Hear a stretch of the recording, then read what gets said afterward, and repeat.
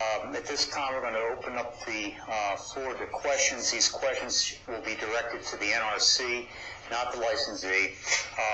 And I'm going to ask you to restrict your questions to this, the content of this meeting, the RAIs that were discussed.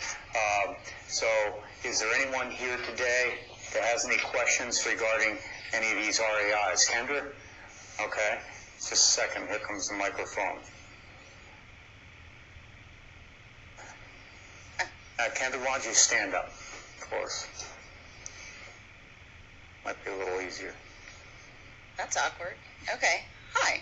I actually have two questions. One, I hope you'll forgive me, is slightly outside the scope. Okay. But Edison did respond to a question from NRC staff previously that they had, in fact, conducted a 5059 analysis of the restart plan. I'm wondering when the public can expect to be able to see that document.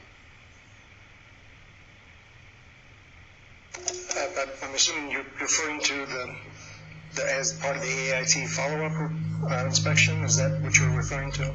Yeah, that they had in fact conducted a 5059 analysis as to whether their restart plan affects their final safety analysis report and therefore their operating license.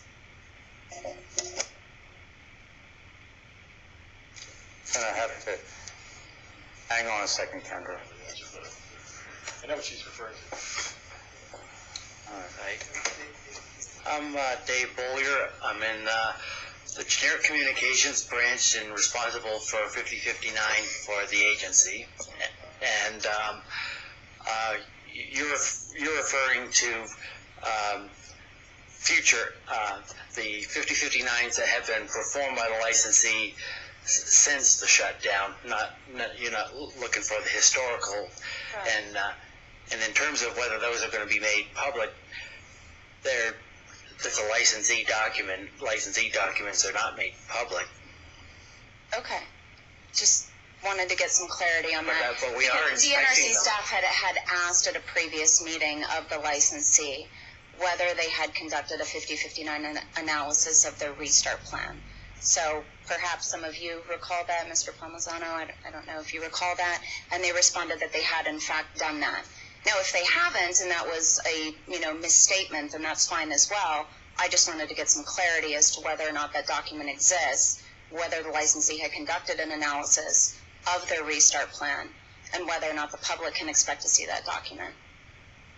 Well, I'm not sure what you mean, 5059 of their restart plan. 5059 evaluates changes to the facility as described in the FSAR. So, whatever is in their restart plan, or whatever any other changes that involve steam generators that have been conducted, any 5059 that's been performed since the shutdown, we're reviewing 100% of them,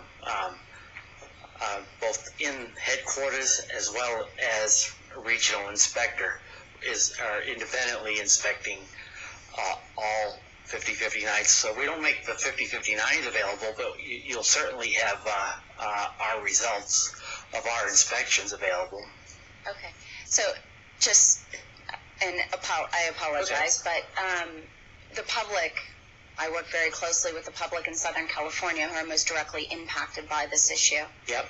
And I'm sure you can understand, in light of the rapid degradation of brand new equipment that they are paying for, that they have very little faith in a process in which they cannot see that kind of document. So that is why I'm asking the question, because in the interest of public transparency.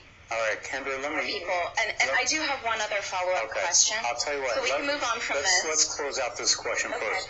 I think if you have more specific comments or questions about this 5059 process and the actual document, what you should do is maybe submit a question through the NRC public feedback form. And this specific question, seeking answers to it. We're trying to stay kind of, okay? No problem. But at the end of the day, the bottom line is licensee documents are not made public. That's the answer. Okay. And then just Edison. Okay, so what's your next question? My other question was, and this is specifically pertaining to a question that was asked at the last NRC meeting on November 30th. Well, hang on a second, Kendra. But this relates Does it have to do with the RAIs? Yes, it has to do with the operational assessments, which have been brought up repeatedly today. That the operational, I found it really interesting today that the operational assessment that Intertech did with traditional measuring actually showed instability. However, when Mr. Palmisano was questioned about why they believe that reducing power would actually improve void fraction, dampening, and the function of anti-vibration structures that exist, why they believe that that is the case at 70% power, they said that this is based on experimental data that has never been used in an operational assessment. And that's a direct quote from Mr. Palmisano, so maybe he wants to, well, I guess I can't ask him, so I'll ask the NRC staff whether or not they're going to be taking a very close look at the use of experimental data that's actually never been used in an operational assessment, according to Mr. Palmisano, and how that impacts the safety and the assurance that the public can have that this restart plan would guarantee the safe operation of these reactors. I'm not sure I got the whole question. The Intertech analysis to which you refer isn't predicting instability, it's assuming an instability. This is intended to be to address a worst case scenario where the Unit 3 disease exists and hasn't been eradicated, and evaluates the consequences. So as one point of view, they have other OAs directly address the issue as to with the corrective actions and so forth, directly address the issue as to whether or not an instability will occur during the cycle. And the objective of those analyses is to show that it won't occur. But the Intertech analysis assumes rather than predicts an instability. Okay. Thank you for the clarification. I appreciate that. My concern is that the assumption that 70% power reduction is based upon experimental data that's not been used in an operational assessment. And that's according to Mr. Palmisano. So All right. I have a question. How about we let the NRC respond to that, okay? I guess I'm not sure which experimental data that you're referring to. He referred to it as work done by the Canadians, and specifically Dr. Pettigrew. Then Carl, maybe you might want a shot at this.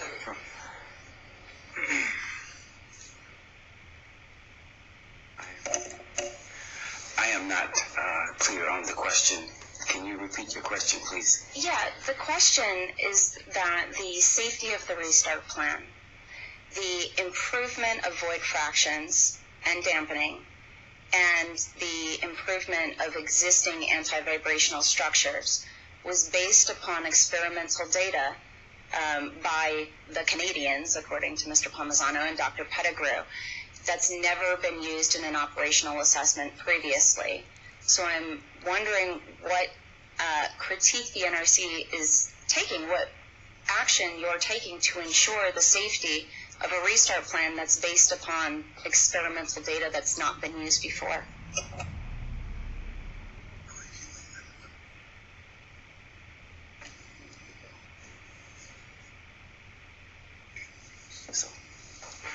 So we are reviewing a range of research data, not just what has been done by the Canadians. So we are considering all of that data, and this data is used to support a code analysis that we are doing to validate the conditions at 100% power and at reduced power of 70%.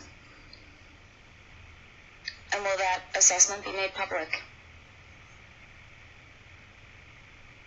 Okay. I understand that, yes, it will be. All right, thank you, Kendra. Let's go to the phone. Do we have anybody left on the phones, or you all go home?